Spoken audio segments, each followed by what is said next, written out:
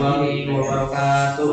Waalaikumsalam warahmatullahi wabarakatuh. Kami dari kelompok 6 hari ini izin menjelaskan presentasi yaitu berupa kriptografi berjudul implementasi algoritma kriptografi simetris HS dan 3DS untuk keamanan password pada website pemesanan ruangan meeting. Berikut ada anggota kami yaitu dari Dengan saya Dimas Semarang dengan NIM 17230842. Dengan saya Farid Panji Alamsa dengan NIM 1706178. Dan saya Ivan Kasih Nazara dengan NIM 17231042. dan saya Evo Faris dengan NIM 1723125. Oke, kita masuk ke latar belakang dari makalah kami atau laporan kami, yaitu perkembangan teknologi informasi yang pesat telah meningkatkan penggunaan sistem berbasis web dalam berbagai bidang, termasuk pemesanan ruangan meeting. Sistem ini memudahkan aktivitas pengguna, namun juga menuntut keamanan data yang tinggi, terutama dalam melindungi informasi akun seperti username dan password dari resiko kebocoran. Ada 4 rumusan masalah dari makalah kami, yaitu nomor 1, bagaimana implementasi algoritma IS dan 3DS pada program enkripsi dan deskripsi password berbasis web. Bagaimana yang nomor 2, bagaimana proses enkripsi dan deskripsi menggunakan IS 256 dan 3DS. Yang ketiga, bagaimana perbandingan performa IS dan 3DS dalam menggunakan password. Yang terakhir, nomor 4, bagaimana hasil implementasi kedua algoritma dalam program kriptografi berbasis web. Oke, kita lanjut ke bagian tujuan dan manfaat. Tujuan dibagi dalam ada 3 tujuan, yaitu mengimplementasikan algoritma IS 256 dan 3DS pada program enkripsi dan deskripsi password berbasis web. Nomor 2, mengetahui proses kerja IS dan 3DS dalam mengembangkan password. Dan nomor 3, membandingkan keamanan, kecepatan, dan kompleksitas kedua algoritma. Yang terakhir, memberikan pemahaman penerapan kriptografi simetris pada sistem web. Lanjut ke bagian manfaat, ada 4 juga. Nomor 1, meningkatkan keamanan data password menggunakan dari ancaman kebocoran dan akses tidak sah. Lanjut nomor 2, memberikan referensi bagi developer dalam mengimplementasikan algoritma IS dan 3DS pada aplikasi berbasis web. Dan nomor 3, menjadi sarana pembelajaran bagi mahasiswa dalam memahami proses enkripsi dan deskripsi secara praktis. Yang terakhir, nomor 4, berkontribusi dalam mengembangkan keamanan sistem informasi khususnya pada aplikasi pemesanan berbasis web. Oke, akan dilanjutkan oleh teman kami Farid Panji. Kata Farid Panji, dipersilahkan. Farid, kan?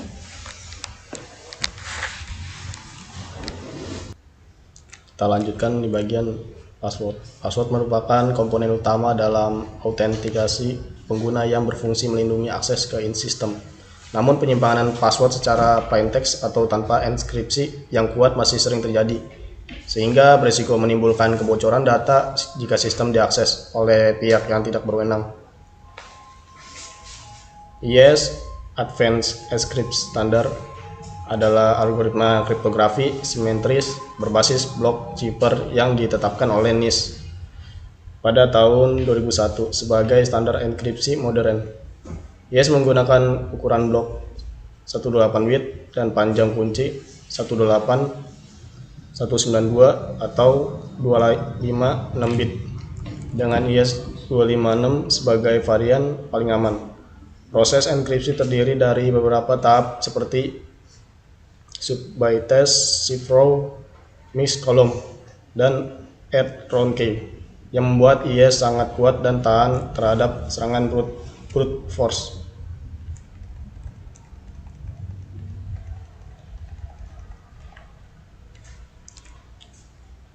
DS adalah algoritma kriptografi simetris yang dikembangkan pada tahun 1970-an.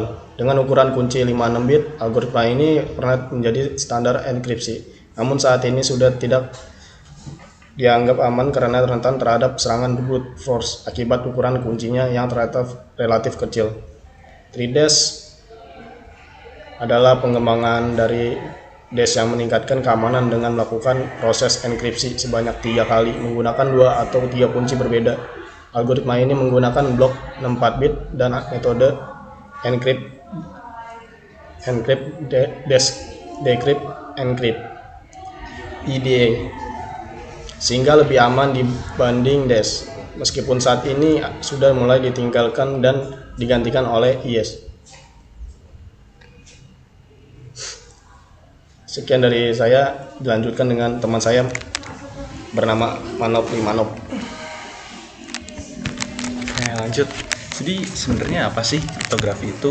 Kriptografi adalah ilmu yang mempelajari teknik untuk menjaga kerahasiaan, integritas, dan keautentikan informasi dengan cara mengubah data menjadi bentuk yang tidak dapat dibaca tanpa kunci. Dalam pengembangannya, kriptografi modern menghasilkan berbagai algoritma untuk mengamankan data di lingkungan digital. Nah, salah satunya itu ada kriptografi kunci simetris. Kriptografi kunci simetris ini itu kalau misalnya metode enkripsinya itu pakai satu kunci yang sama untuk proses enkripsi sama dekripsi. Metode ini juga dikenal cepat dan efisien untuk mengamankan data dalam jumlah besar. Namun, tantangan yang dihadapi adalah distribusi kunci yang harus dijaga, teman. Karena balik lagi. Jadi kalau si kuncinya itu kebuka, maka kebuka semua isinya. Oke, terus dijelasin juga di sini apa sih enkripsi sama dekripsi itu? Enkripsi itu merupakan proses di mana penghancuran satu plain text menjadi teks yang lebih sulit untuk dibaca atau bahkan tidak seperti bahasa manusia pada umumnya.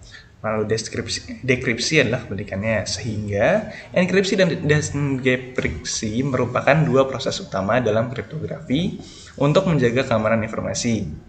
Nah, ini yang tadi saya jelaskan. Enkripsi adalah proses mengubah data asli, plain text, menjadi data terenkripsi, yaitu ciphertext, agar tidak dapat dibaca oleh pihak yang tidak berwenang. Sedangkan dekripsi adalah proses mengembalikan ciphertext menjadi plain text menggunakan kunci yang sesuai.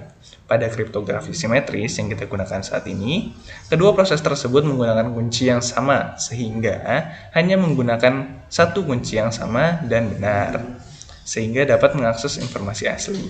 Proses ini berperan penting dalam menjaga kerahasiaan dan keamanan data. Gitu. Oke, selanjutnya di sini ada rancangan algoritma yang akan dilanjutkan oleh saudara yang beraya. Baik, di sini saya akan menjelaskan bagian rancangan algoritma AES256. Nah, di sini ditampilkan rancangan proses yang digunakan untuk mengamankan password. Di bagian input, kita menggunakan input yang menggunakan plain text meeting 2026 dengan kata kunci yaitu secret key 12345, menggunakan mode CBC dan dengan ukuran kunci 256 bit.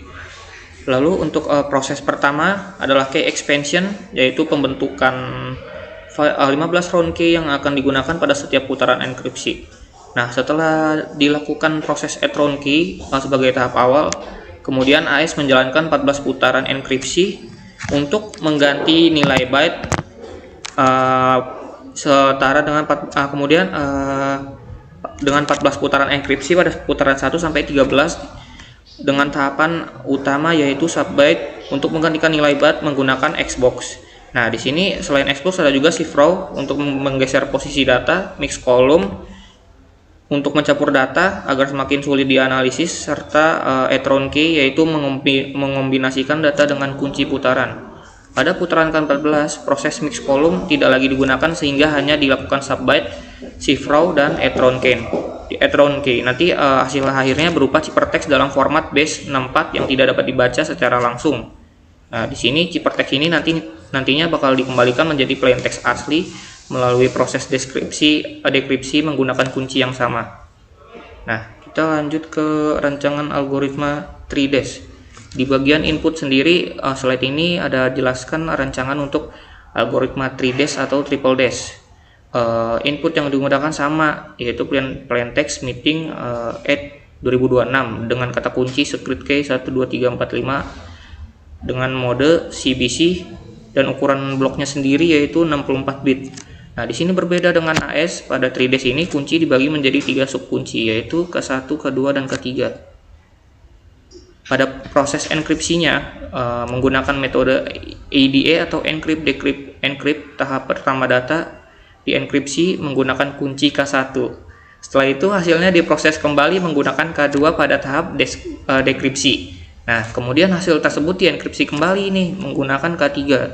Karena proses DES dilakukan sebanyak 3 kali, jadi tingkat keamanannya lebih tinggi nih dibandingkan DES biasa. Namun konsekuensinya adalah waktu prosesnya jadi lebih lambat dibandingkan AS.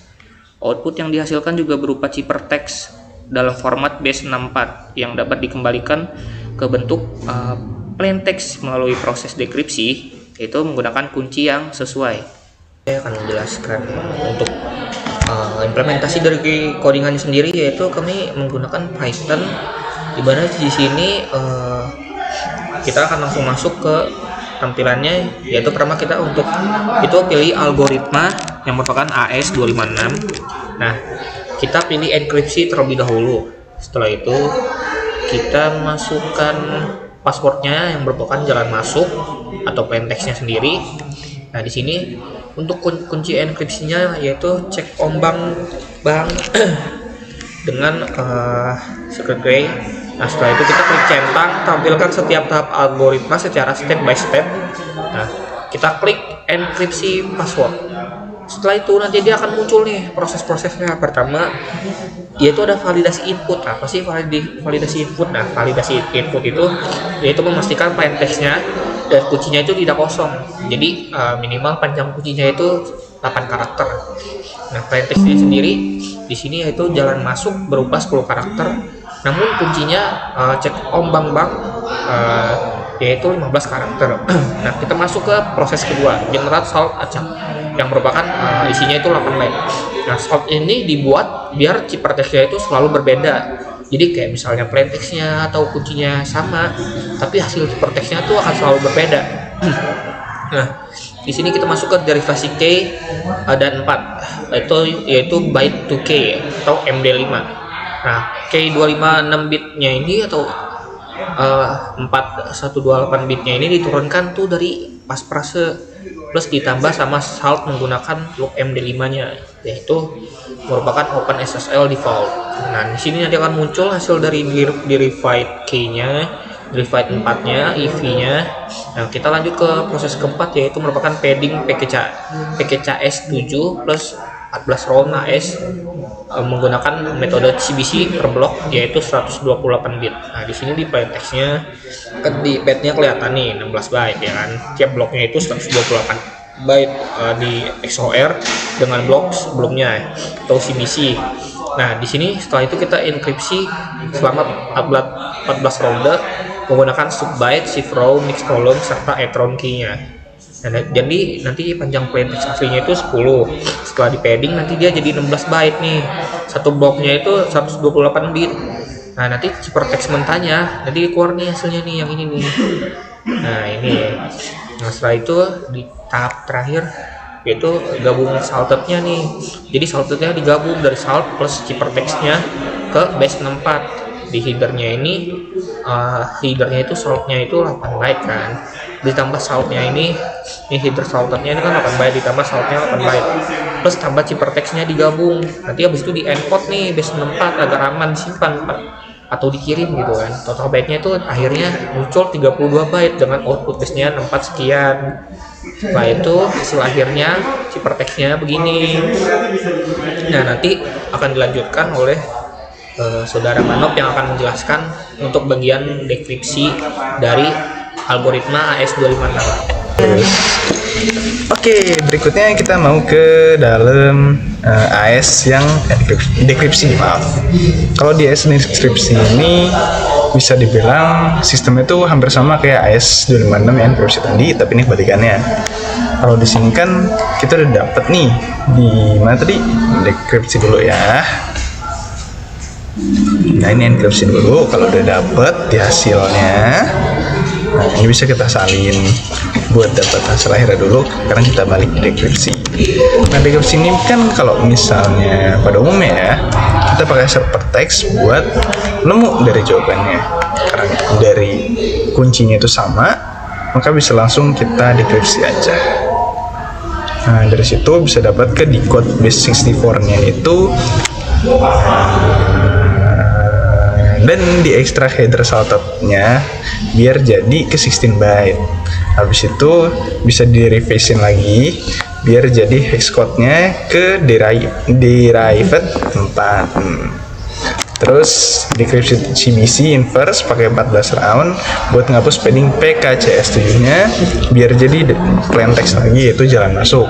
Kalau misalnya si secret key ini kita ubah, contoh jadi punya saya, terus kita dekripsi, kunci salah atau ciphertext rusak.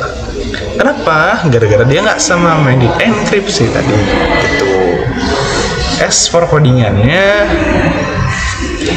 kalau saya tidak salah dia lumayan jauh di bawah, jadi tidak akan saya jelaskan. Jadi segitu saja dari saya. Berikutnya akan dilanjutkan oleh teman saya untuk sistem 3DS atau triple DS. Thank you. Lanjutkan ke 3DS. Ini buat kunci enkripsi. Untuk memasukkan kunci.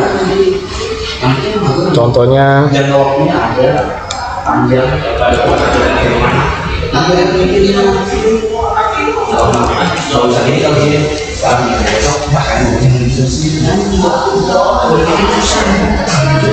langsung ke pencet enkripsi password untuk dijalankan.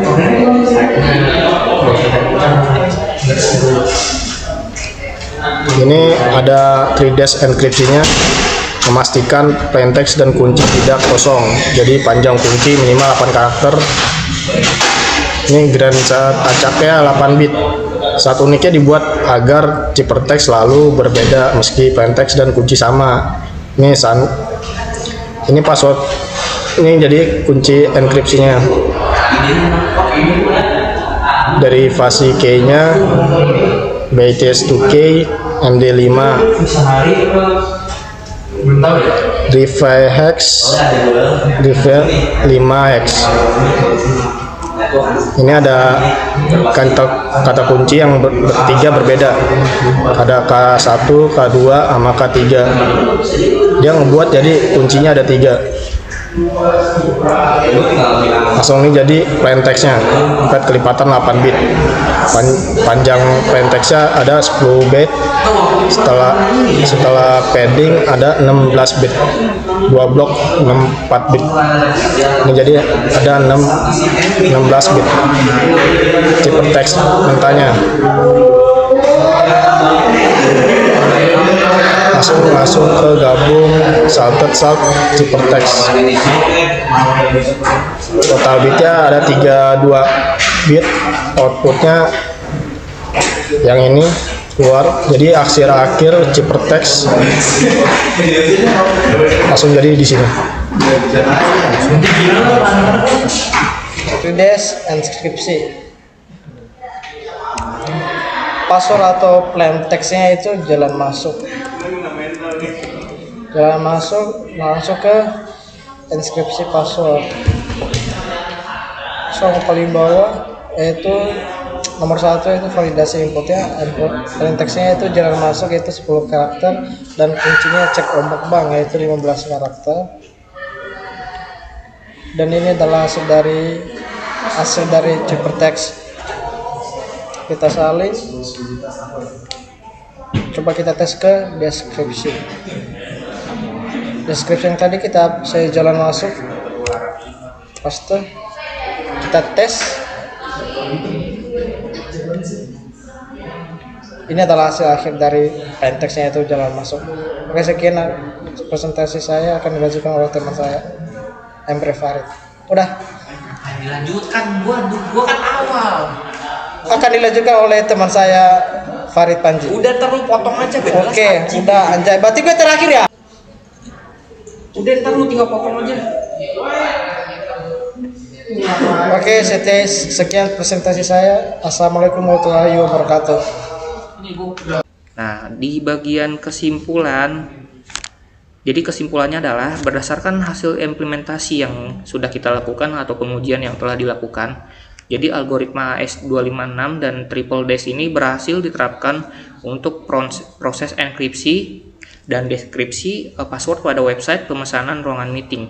Nah, kedua algoritma ini mampu menjaga kerahasiaan data dengan mengubah password menjadi ciphertext yang tidak dapat dibaca oleh pihak yang tidak berwenang atau pihak ketiga. Nah, dari hasil pengujian juga AES256 menunjukkan performa yang lebih baik dibandingkan 3Dash, baik dari sisi keamanan maupun efisiensi proses. Selain itu, seluruh skenario pengujian berhasil dijalankan dengan tingkat keberhasilan 100%. Oleh karena itu, kita bisa simpulkan bahwa AES256 ini merupakan pilihan yang lebih direkomendasikan untuk mengamankan data sensitif pada aplikasi yang berbasis web. Sementara 3Dash atau Triple Dash ini lebih dapat digunakan sebagai alternatifnya saja, yaitu terutama pada sistem yang masih memerlukan kompatibilitas dengan teknologi lama. Sekian dari saya, terima kasih. Baik, sekian presentasi dari kami kelompok 6. Bila ada kekurangan kata atau kesalahan kata, mohon maaf atas kekurangan kami. Sekian, terima kasih kami ucapkan. Assalamualaikum warahmatullahi wabarakatuh. Waalaikumsalam warahmatullahi wabarakatuh.